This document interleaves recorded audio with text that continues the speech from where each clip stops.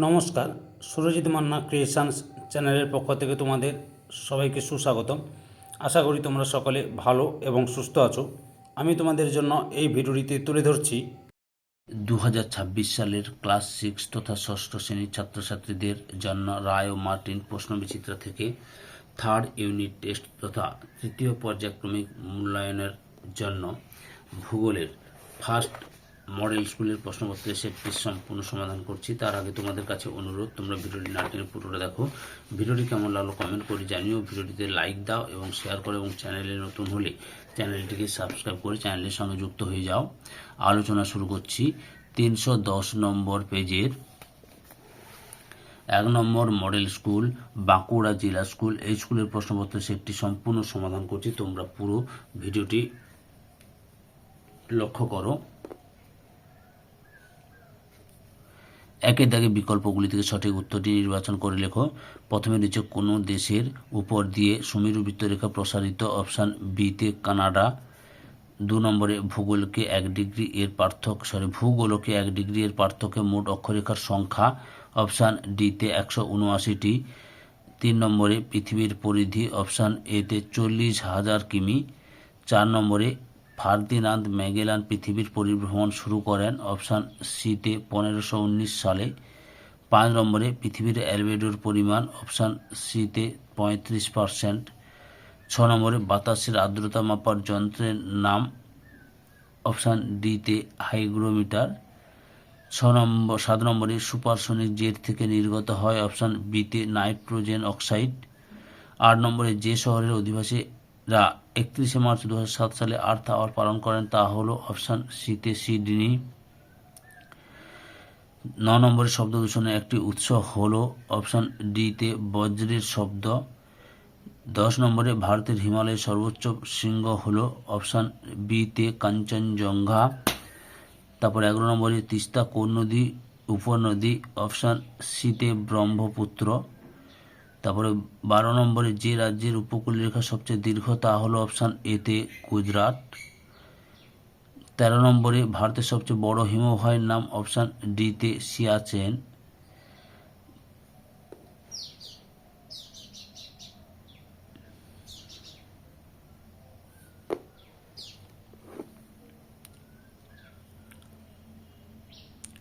14 নম্বরে বেলে মাটির অনুকূল ফসল? অপশান এতে বাজরা। 15 নম্বরে ভারতের কৃষিকাজে প্রধানত যার উপর নির্ভরশীল তা হলো? অপশান এতে মৌসুমি বৃষ্টি। 6 নম্বরে টোডা জনজাতির আবাসস্থল? অপশান বিতে নীলগিরি পাহাড়।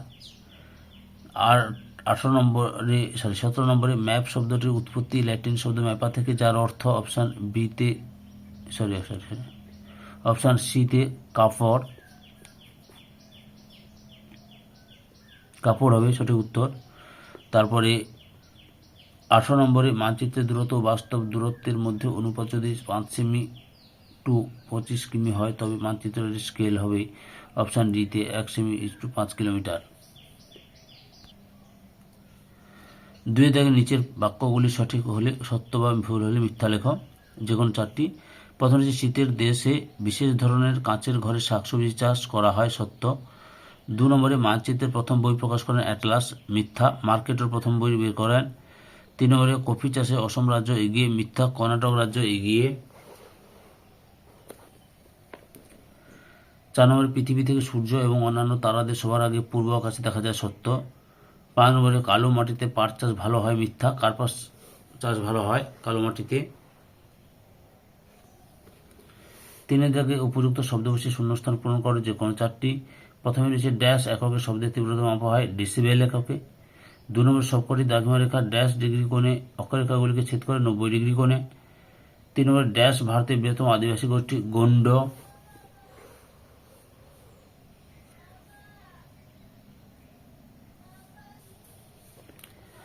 4 নম্বরে আমাদের দেশে উষ্ণ ও আর্দ্র জলবায়ুকে ড্যাশ মৌসুমী জলবায়ু বলে? ক্রান্তীয় মৌসুমী জলবায়ু বলে। 5 নম্বরে ড্যাশ দ্রাঘিমার স্থানীয় সময়কে ভারতের প্রমাণ সময় ধরা হয়? 82 ডিগ্রি 30 মিনিট পূর্ব দ্রাঘিমা রেখাকে।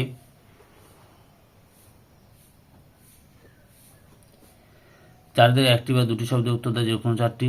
প্রথমে যে পৃথিবীর কোন তাপ বলয়ে সূর্যরশ্মি তির্যক হয়ে পড়ে? নাতিশীতোষ্ণ তাপ বলয়ে। 2 নম্বরে নর্মদা নদীর মোহনা কোথায় অবস্থিত? খাম্বাদ উপসাগরে। 3 নম্বরে দাক্ষিণাত্য মালভূমির উত্তরে কোন পর্বতশ্রেণী অবস্থিত? বিন্ধ্য।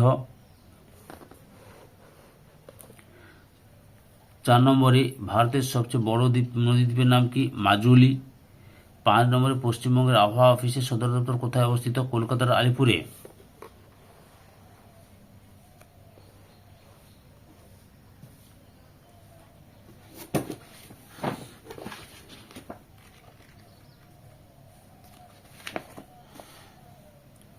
পাঁচের দাগে নিচের প্রশ্নগুলির উত্তর সংক্ষেপে লেখো। প্রথমে নিচে নিরক্ষতর বলতে কি বুঝো? এই প্রশ্নের উত্তরগুলি তোমাদের আমি রায়ান মার্টিনের প্রশ্নবিচিত্র থেকে দেখাচ্ছি, লক্ষ্য করো। রায়ান মার্টিনের সহায়িকা বই থেকে দেখাচ্ছি, প্রশ্নবিচিত্র সহায়িকা বই থেকে প্রশ্নগুলো প্রশ্নবিচিত্র থেকে করছি। এখান থেকে শুরু করবে, দিয়ে তোমরা এতটা পর্যন্ত লিখবে। অথবা মহাবৃত্ত কাকে বলে?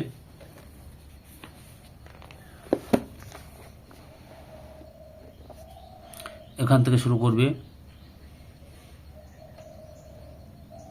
এতটা পর্যন্ত লিখবে। 2 নম্বরে রয়েছে গ্রামাঞ্চলের শব্দ দূষণের উৎস কি কি? এই যে গ্রামাঞ্চলের শব্দ দূষণের উৎসগুলি লক্ষ্য করো।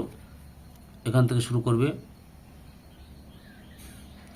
যে কোনো দুটি উৎস লিখবে, যেহেতু 2 নম্বরে রয়েছে এতটা পর্যন্ত লিখবে।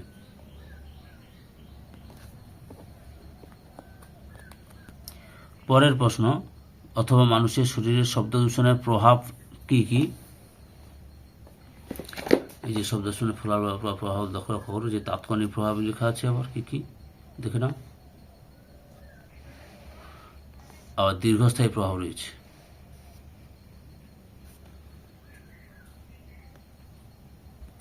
তিন নম্বরে রয়েছে উপহ্রদ কাকে বলে?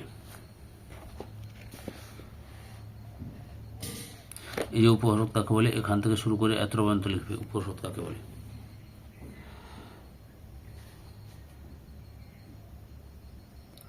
অথবাতে রয়েছে প্রবাল দ্বীপ কাকে বলে?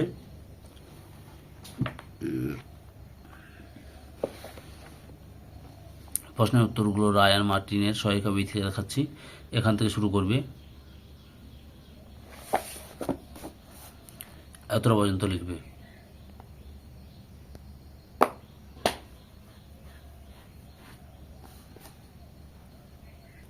চার নম্বরে রয়েছে আদিবাসী কাদের বলে?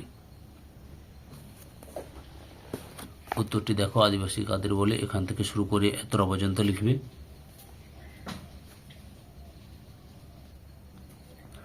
অথবা তো রয়েছে অন্ধ্রপ্রদেশের দুটি আদিবাসী জনগোষ্ঠীর নাম লেখো, গোন্ড, চেঞ্চু।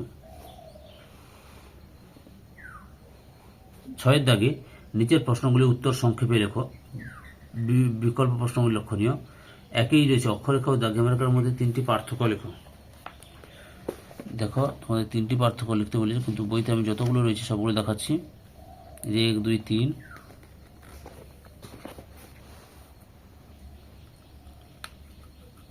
মোট 10টি পার্থক্য দেখালাম। অথবাতে রয়েছে নিরক্ষ রেখা ছাড়া পৃথিবীর অন্যান্য বিশেষ অক্ষরেখাগুলির নাম লেখো।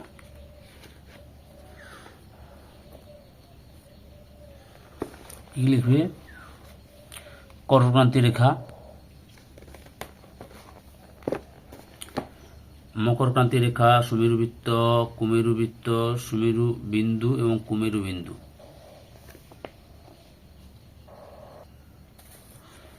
2 নম্বর, পৃথিবীতে দিন রাত্রি কিভাবে হয়? উত্তরটি দেখো, এই যে এখান থেকে শুরু করবে,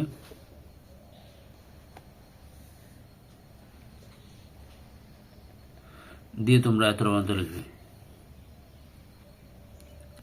অথবাতে রয়েছে অস্ট্রেলিয়ার অধিবাসীরা আমেরিকানদের একদিন আগে ইংরেজি নববর্ষ পালন করেন কেন?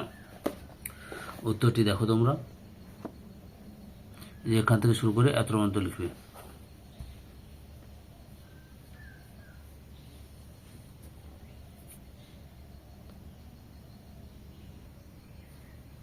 তিন নম্বরে রয়েছে বায়ু দূষণের 3টি কারণ লেখো। উত্তরটি দেখো তোমরা, বায়ু দূষণের কারণগুলো সবগুলো দেখাচ্ছি, লক্ষ্য করো। এই যে এখান থেকে শুরু করবে,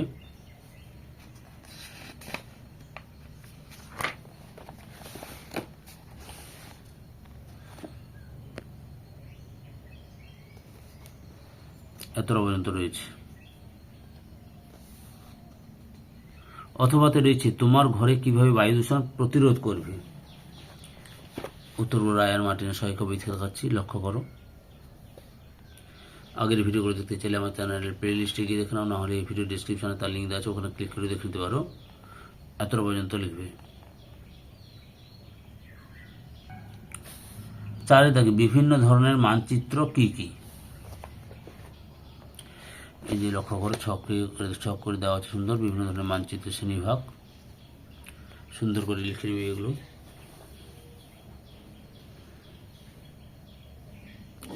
অথবাতে রয়েছে মানচিত্রের প্রধান উপাদান কি কি।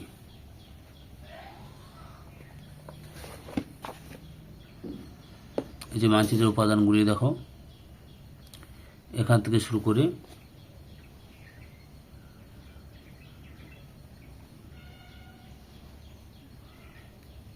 এত পর্যন্ত লিখবে।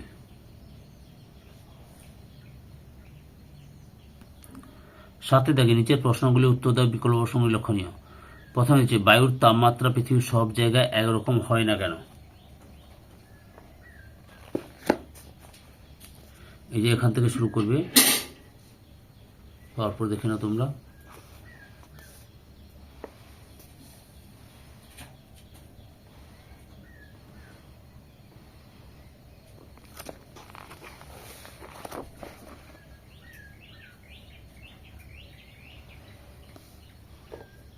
এতটা পর্যন্ত লিখবে। অথবাতে রয়েছে বায়ুমণ্ডল উত্তপ্ত হওয়ার পদ্ধতিগুলি আলোচনা করো। দেখো উত্তরটি দেখো, উত্তরটি রায়ান মার্টিনের সহায়িকা বই থেকে দেখাচ্ছি, এখান থেকে শুরু করবে। বিকিরণ পদ্ধতি, পরিবহন পদ্ধতি, পরিচালন পদ্ধতি, তাপ শোষণ পদ্ধতি ও অ্যাডভেকশন পদ্ধতি। এতটা পর্যন্ত লিখবে।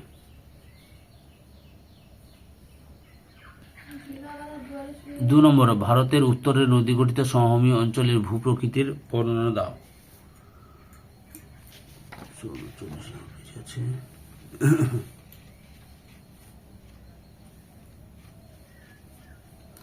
উত্তরটি রায়ান মার্টিনের সহায়িকা বই 239 নম্বর পেজে রয়েছে, লক্ষ্য করো। এই যে এখান থেকে শুরু করবে,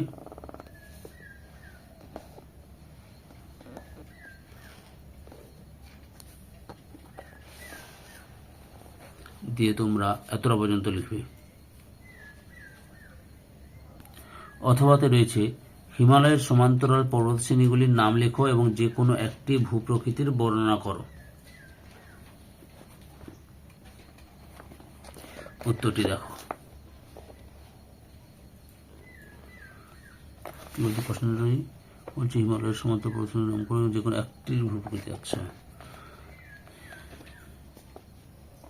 আচ্ছা, এই যে এখান থেকে লিখতে তুমি দেখাচ্ছি।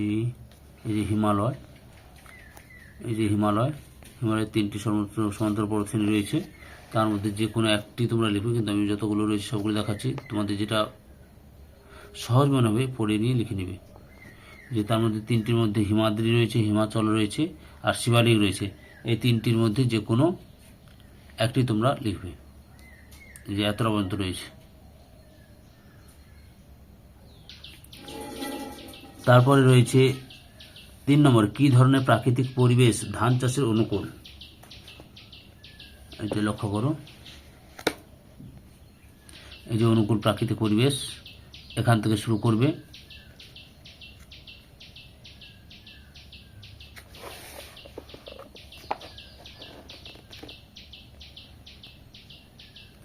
এতটা পর্যন্ত লিখবে।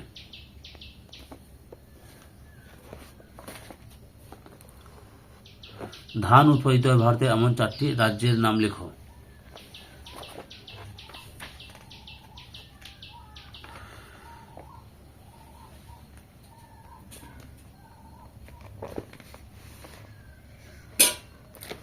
এই কি কি রয়েছে, পশ্চিমবঙ্গ, উত্তরপ্রদেশ, পাঞ্জাব ও তেলেঙ্গানা, এই 4টি রাজ্যের নাম লিখবে। অথবা রয়েছে ভারতের উৎপাদিত ফসলের শ্রেণীবিভাগ করো এবং উদাহরণ দাও।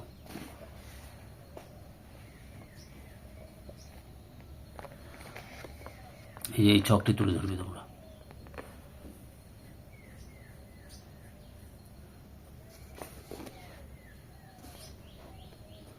ধৈর্য সহকারে সম্পূর্ণ ভিডিওটি দেখার জন্য তোমাদের সবাইকে অসংখ্য অসংখ্য ধন্যবাদ। আজকে এই পর্যন্ত, পরবর্তী ভিডিওতে আবার দেখা হবে। Tata, bye bye.